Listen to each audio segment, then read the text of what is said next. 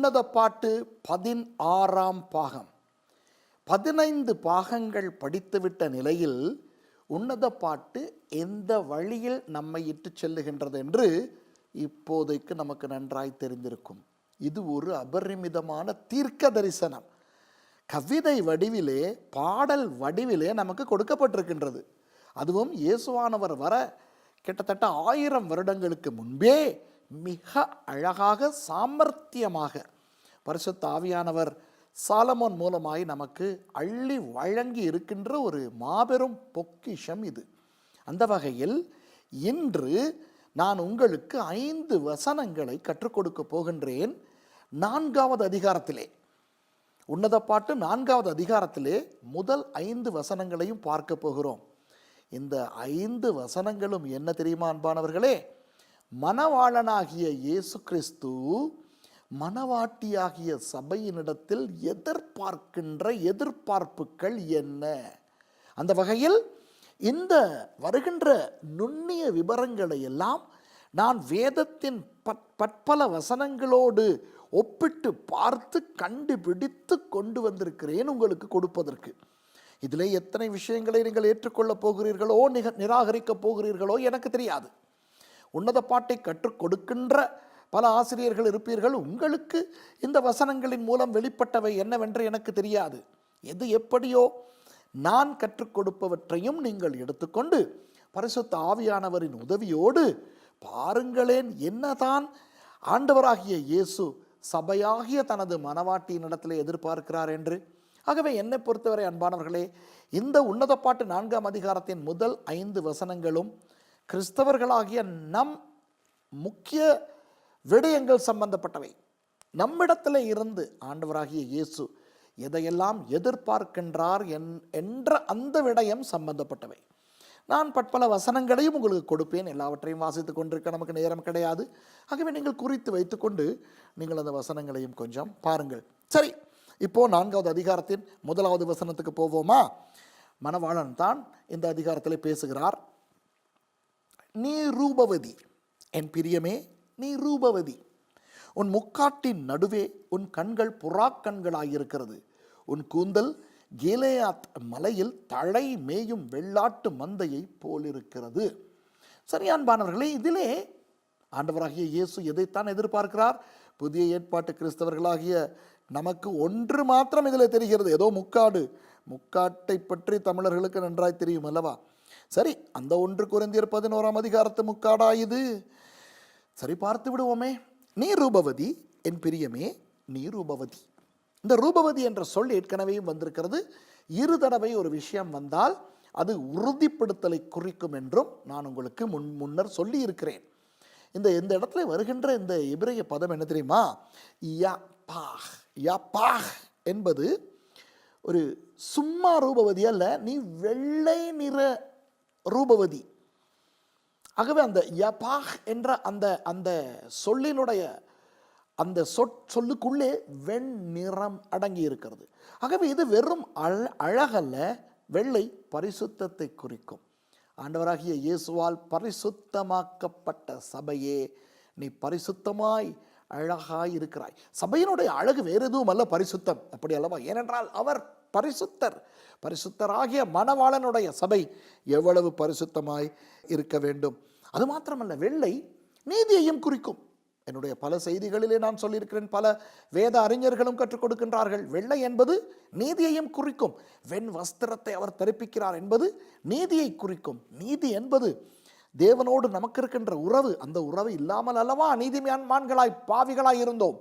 எப்பொழுதுதான் ஆண்டவரால் மன்னிக்கப்பட்டு நீதிமான்களாய் மாறி இருக்கிறோம். ஆகவே அந்த யாப்பாஹ் என்பது ரூபவதியே, நீ ரூபவதி, என் பிரியமே, நீ ரூபவதி என்பது பரிசுத்தத்தையும் நீதியையும் காட்டுகிறது. உன் முக்காட்டின் நடுவிலே, முக்காடு என்ற அந்த சொல் சாமா சாமா, இந்த இட் என்ற சத்தத்தோடு வர வேண்டும். எபிரேய மொழி தெரிந்தவர்களுக்கு தெரியும். இட் சாமா சாமா. சாடே என்ற ஒரு எழுத்து இருக்கிறது இருந்தானே எபிரேய மொழியிலே, சாடே அந்த எழுத்தில் தொடங்குகிறது. அப்போ சாமா, இது ஒரு முகத்திரை, முகம் தெரியும், ஆனால் அவ்வளவு பெரிதாய் தெரியாது. இந்த வெள்ளைக்காரர்கள் திருமணம் செய்யும் பொழுது சில பெண்கள் அந்த கருப்பிலே ஒரு லேஸ் மாதிரி பாதி வரை போட்டிருப்பார்களே, அந்த அந்த சாமா அப்படி ஒரு முகத்திரையைத்தான் இந்த இடத்துல முக்காடு என்று சொல்லப்பட்டிருக்கிறது. நாம் அந்த தலையை சுற்றி போட்டுக்கொள்கிறோமே 1 கொரிந்தியர் 11 முக்காடு, அது அல்ல இது. ஆகவே ஏன் நான் இந்த எபிரேய பதத்தை உங்களுக்கு சொல்லிக் கொடுத்தேன் என்றால், தமிழிலே வாசிக்கும் பொழுது முக்காடு என்றவுடன் நமக்கு அந்த தலையை போடுகிற முக்காடு.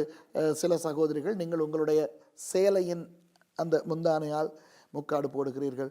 சில இளம் சகோதரிகள் உங்களுடைய அந்த சுரிதாருக்கு போடுகின்ற அந்த அந்த துப்பட்டா என்று சொல்வார்களே, அந்த அந்த துப்பட்டாவை எடுத்து போடுவீர்கள்.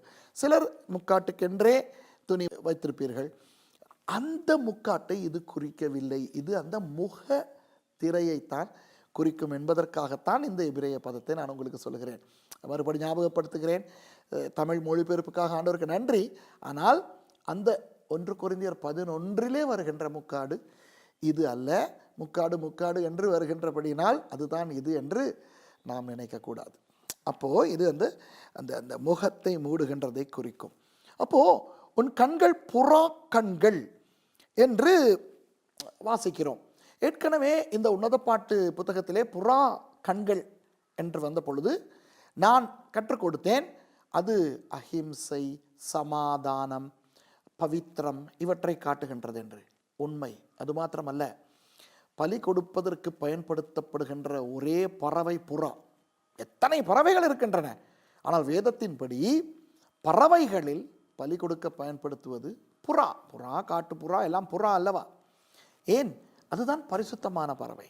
ஆண்டவருக்கு பலி கொடுக்கும் பொழுது பரிசுத்தமான மிருகத்தை தான் பலி கொடுக்க வேண்டும். அப்போது பரிசுத்தம், அந்த அந்த கண்கள் சமாதானம் நிறைந்த கண்கள். அது மாத்திரமல்ல, அந்த புறா கண்கள் பரிசுத்த கண்கள். மத்தேயு 6:22 என்ன சொல்லுகிறது? உன் கண் உனக்கு இடரல் உண்டாக்கினால் அதை பிடுங்கி எறிந்து போடு. ஆகவே ஆண்டவருக்கு இச்சையுள்ள கண் விருப்பமில்லை, அசுத்தமுள்ள கண் விருப்பமில்லை. சபை இச்சை இருக்கக்கூடாத ஒரு இடம். ஆகவே கிறிஸ்தவர்களிடத்தில் ஆண்டவர் என்ன எதிர்பார்க்கிறார்?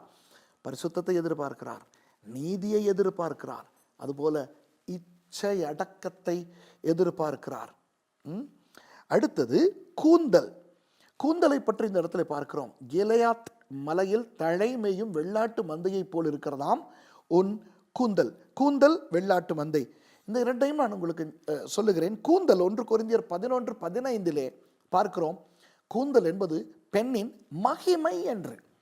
அப்போ தன்னுடைய மனவாட்டியாகிய சபை தன் மகிமையை இழக்கக்கூடாது, அந்த மகிமையை பேண வேண்டும். அன்பானவர்களை, ரட்சிக்கப்படுவதற்கு முன்பு நமக்கு என்ன மகிமை இருந்தது? ஒன்றுமே இல்லை. ஆனால் ரட்சிக்கப்பட்ட பிறகு நாம் மகிமையாக்கப்பட்டிருக்கிறோம். அது என்ன மகிமை தெரியுமா? நிலவின் ஒளி போன்ற ஒரு மகிமை. நிலவுக்கு சுய ஒளி இல்லை, ஆனால் சூரியனிலிருந்து வருகின்ற அந்த ஒளியை தான் எடுத்து அந்த மகிமையை பிரதிபலிக்கிறது. அதுபோல நமக்கென சுய மகிமை இல்லை, ஆனால் இயேசுவாகிய நீதியின் சூரியனின் அந்த ஒளிக்கற்றைகள் நம்மேல் பட பட பட அந்த இயேசுவின் ஒளியை பிரதிபலிக்கிறோமே, அந்த மகிமை, அதை ஆண்டவராகிய இயேசு நம்மிடத்தில் இருந்து எதிர்பார்க்கிறார். ஏன் வெள்ளாட்டு மந்தை? யாத்ராகமம் 25:1-7 வரை நீங்கள் பார்த்தால் ஆண்டவருக்கு பலி கொடுக்கக்கூடிய விலங்குகளின் அந்த பரிசுத்த விலங்குகளின் பட்டியல் வரும்.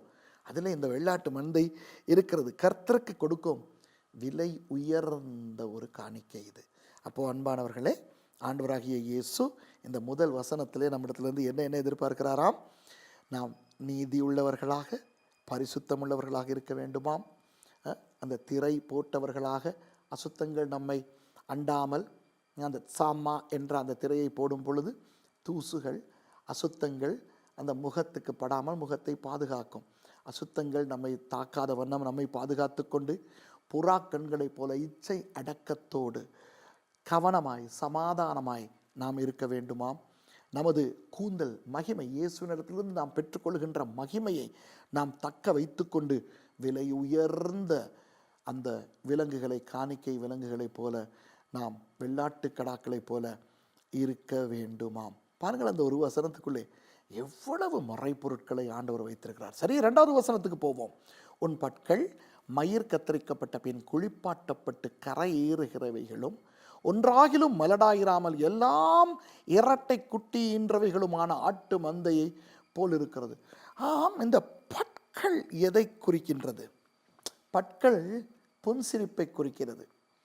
அன்பானவர்களே, புன்சிரிப்பு எப்போ வரும்? மனதிலே சந்தோஷம் இருக்கும் பொழுதும், நம்முடைய குணம் அமைதியாக இருக்கும் பொழுதும் அழகான ஒரு புன்சிரிப்பு வரும். சபை அப்படி இருக்க வேண்டும் என்று ஆண்டவராகிய இயேசு எதிர்பார்க்கிறார். எப்படி இருக்க வேண்டுமாம்? சமாதானமாய். எத்தனை பிரச்சனை வந்தாலும் அந்த பிரச்சனைகளை நான் பார்த்து கொள்வேன் என்று ஆண்டவர் சொல்லுகிறார். அவரை பார்த்து கொள்ள வைத்துவிட்டு நாம் ஒரு ஒரு ஒரு இளம் நகையை, ஒரு பொன் நகையை ஆண்டவருக்கு கொடுக்க வேண்டும் என்று அவர் எதிர்பார்க்கிறார். அப்போ பாருங்கள், அந்த இரட்டை குட்டி ஈன்ற ஆடு, இரட்டை குட்டி எதை குறிக்கிறது?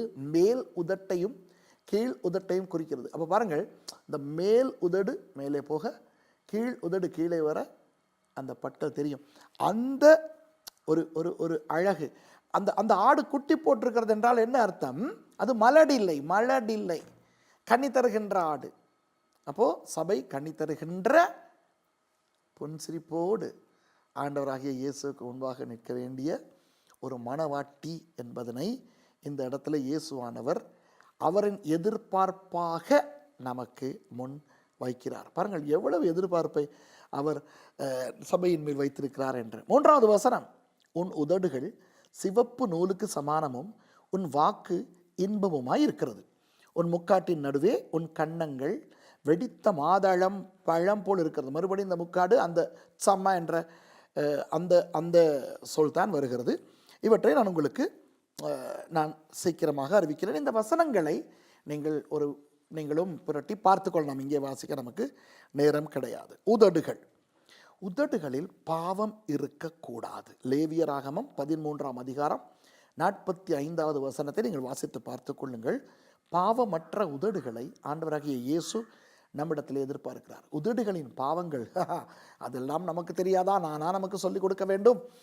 பொய் இருக்கிறது, பெருமை இருக்கிறது, கோல் சொல்லுதல் இருக்கிறது. உதட்டின் மூலம் மனுஷர்களை உடைத்தெறிய நம்மால் முடியும். எவ்வளவு விஷயம் உதடுகளால் செய்ய முடியும். பாவம் இல்லாத உதடுகள் நம்மிடத்தில் இருக்க வேண்டும் என்று ஆண்டவர் எதிர்பார்க்கிறார். வாக்கு என்பது சிவப்பு நூல். எதை குறிக்கிறது? சிவப்பு நூல் இயேசுவின் இரத்தத்தை குறிக்கிறது. இயேசுவின் இரத்தத்தால் கழுவப்பட்ட நமது வாயின் சொற்கள் இருக்க வேண்டுமாம். நீங்கள் எபிரேயர் 13:15 வாசித்தால் உங்களுக்கு தெரியும். உதடுகளின் கனி என்பது மக்களை உடைத்து நொறுக்குகின்ற வார்த்தைகள் அல்ல, இயேசுவானவரை ஸ்தோத்திரிக்கும் ஸ்தோத்திர பலி என்று. ஆகவே அதைத்தான் இந்த இடத்துல ஆண்டவர் நமக்கு சொல்லுகிறார். தேவன் நம்மை அசுத்தத்துக்கல்ல பரிசுத்தத்துக்கே அழைத்திருக்கிறார். ஆகவே நமது தேவன் நம்மை அசுத்தத்துக்கல்ல பரிசுத்தத்துக்கு அழைத்திருக்கிறபடினால் நம்முடைய வாக்கு, நம்முடைய வார்த்தை பரிசுத்தமாய் இருக்க வேண்டும். கன்னங்கள் முக்காட்டுக்குள்ளே, இந்த இடத்துல கன்னங்கள், ஏற்கனவே முக்காட்டை பற்றி நான் பேசினேன். இந்த கன்னங்கள் முக்காட்டுக்குள்ளே இருக்க வேண்டும் என்றால் என்ன அர்த்தம் தெரியுமா? எரேமியா 3:3 சொல்லுகிறது, இந்த முக்காடு இல்லாத கன்னம் ஒரு வேசியினுடைய கன்னம். அவர்களுடைய கலாச்சாரம் அது. இது புதிய ஏற்பாட்டு 1 கொரிந்தியர் 11 அல்ல. அப்போது ஒரு ஒரு ஒரு ஆண்டவராகிய இயேசுவுக்காக மாத்திரமே என்னுடைய கன்னங்கள் திறந்திருக்கும். நான் மற்ற உபதேசங்கள், ஆண்டவராகிய இயேசுவை துக்கப்படுத்தக்கூடிய உபதேசங்கள், பிற கலாச்சாரத்து விடயங்கள், பிற மத விஷயங்கள், இவற்றை நான் அனுமதிக்க மாட்டேன். என்னுடைய முக்காட்டுக்குள்ளே என்னுடைய கன்னங்களை நான் வைத்திருப்பேன் என்பதுதான் இந்த இடத்திலே சொல்லப்படுகிறது. அந்த முக்காட்டுக்குள்ளே வெடித்த மாதுளம் பழம் போல அந்த கன்னம் காணப்படுகிறதாம். மாதுளம் பழம் என்பது ஒரு இனிமையான ஒரு பழம். இஸ்ரவேலுக்கு போனவர்களுக்கு தெரியும், அங்கே இருக்கின்ற மாதுளம் பழங்கள் பெரியவையும் நல்ல இனிப்பானவையும் இருக்கின்றன. ஆகவே அந்த மாதுளம் பழமானது என்னுடைய கன்னங்கள் ஆண்டவராகிய இயேசுவுக்கு மாத்திரமே திறந்திருக்கும், மற்றவர்களுக்கு அது மூடி இருக்கும் என்பதுதான் இதனுடைய அர்த்தம். சரி, 4வது வசனத்துக்கு போவோம். உன் கழுத்து பராக்கிரமசாலிகளின் கேடகங்கள் ஆகிய 1000 பரிசைகள் தூக்கி இருக்கிற ஆயுதசாலையாக்கப்பட்ட தாவீதின் கோபுரம் போல் இருக்கிறது. வாவ்! நீங்கள் இந்த கழுத்தை பார்த்தால் இந்த கழுத்து எங்கே அமைந்திருக்கிறது பாருங்கள். தலையையும் சரீரத்தையும் இணைக்கிற இடமாய் அமைந்திருக்கிறது. சரீரம் சபை, தலை இயேசு. அப்போ இந்த கழுத்து தலைக்கு சொந்தமானதல்ல, சரீரத்துக்கு சொந்தமானது. சரீரத்தின் ஆக உயர்ந்த இடத்தில் இருக்கின்றது இந்த கழுத்து. இதுதான் தலையோடு இணைந்திருக்கிறது. அப்போ இந்த இடத்துல சபை என்ன மாதிரியா இருக்க வேண்டுமா? கழுத்து, அதாவது இயேசுவோடு இணைக்கின்ற அந்த இடம் நல்ல பராக்கிரமம் உள்ளதாக 1000 பரிசைகளை தூக்கி இருக்கிற ஆயுதசாலையாக்கப்பட்ட தாவீதின் கோபுரம் போல உறுதியாக இருக்க வேண்டும். என்ன அர்த்தம்? சபையே, மனவாட்டியே, சரீரமே, என்னோடு நீ இணைந்திருக்கின்ற அந்த இடம், உன்னுடைய இணைப்பு மிகவும் உறுதியாய் இருக்க வேண்டும். நீங்கள் ரயிலை எடுத்தால், புகையிரதத்தை எடுத்தால், ஒவ்வொரு பெட்டியும் ஒன்றோடு ஒன்று இணைக்கப்பட்டிருக்கும். அந்த இணைக்கின்ற அந்த இணைப்பை பார்த்திருக்கிறீர்களா? அந்த முன்னே போகின்ற அந்த பெட்டி, பின்னே வருகின்ற பெட்டிகளை இழுத்து கொண்டு போகின்ற அளவுக்கு அது உறுதியாக இருக்க வேண்டும். அந்த மாதிரியான ஒரு அமைப்பு தான் இந்த கழுத்துக்கு கொடுக்கப்பட்டிருக்கிறது. ஆகவே ஆண்டவராகிய இயேசு என்ன எதிர்பார்க்கிறார்? தன்னுடைய சபையின் இடத்துல இருந்து என்னோடு நீ வைத்திருக்கின்ற அந்த இணைப்பை, அந்த உறுதியை நீ உறுதியாய் வைத்துக்கொள், அசைய விடாதே, என்னோடு நீ எப்பொழுதும் இணைந்து காணப்பட வேண்டும். எபேசியர் 2:8 ஒரு முறை நீங்கள் வாசித்து பார்த்து கொள்ளுங்கள். அப்போ உங்களுக்கு நான் சொல்வது இன்னும் கொஞ்சம் அதிகமாய் புரியும். 5வது வசனம் மறுபடி சொல்லுகிறேன். இது காமசூத்திரம் அல்ல, இது ஒரு காதல் காவியம் அல்ல, இது ஒரு பரிசுத்த புத்தகம், உன்னத பாட்டு என்பது. மறுபடி கிட்டத்தட்ட அந்த காமசூத்திரம் போன்ற ஒரு வசனம் வருகிறது. 5வது வசனம், உன் 2 ஸ்தனங்களும் லீலி புஷ்பங்களில் மேயும் வெளிமானின் இரட்டை குட்டிகளுக்கு சமானம். பெண்ணின் மார்பகத்தை பற்றி பேசும்போது முன்னேயும் ஒரு முறை இந்த மாதிரியான சொற்கள் வந்த பொழுது நான் விளக்கப்படுத்தினேன். அது அந்த வெள்ளை போலம் அந்த பெண்கள் தங்கள் நெஞ்சின் அந்த மார்பகங்களுக்கு நடுவில் அணிந்து கொள்வார்கள். அதைத்தான் அந்த வாசனையாக மனவாட்டி பேசுகிறாள் என்று. இந்த இடத்துல கொஞ்சம் வித்தியாசமான ஒரு விடயம் இருக்கிறது. நான் உங்களுக்கு ஒரு வசனத்தை வாசிக்க விரும்புகிறேன். என்ன தெரியுமா? 1 தெசலோனிக்கேயர் புத்தகத்தின் 5வது அதிகாரம் 8வது வசனத்தை பார்ப்போமா? 5வது அதிகாரம் 8வது வசனத்தை வாசிப்போம். பகலுக்குரியவர்களாகிய நாமோ தெளிந்தவர்களாயிருந்து விசுவாசம், அன்பு எனும் மார்க்கவசத்தையும் இரட்சிப்பின் நம்பிக்கை எனும் தலைச்சீராவையும் தரித்து கொண்டிருக்க கடவோம். மார்க்கவசத்தை கவனியுங்கள். விசுவாசம், அன்பு எனும் மார்க்கவசம்.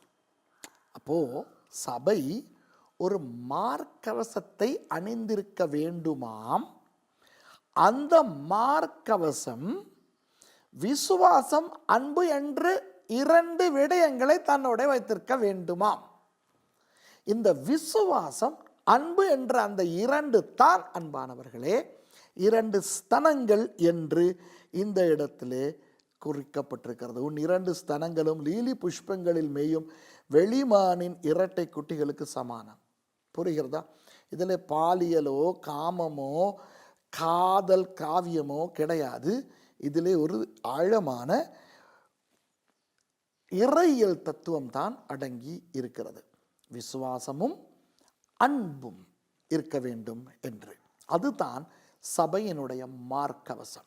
இப்போ எபேசியர் 6ஆம் அதிகாரத்திலே வருகின்ற மார்க்கவசம் இது அல்ல, அது நீதி எனும் மார்க்கவசம்.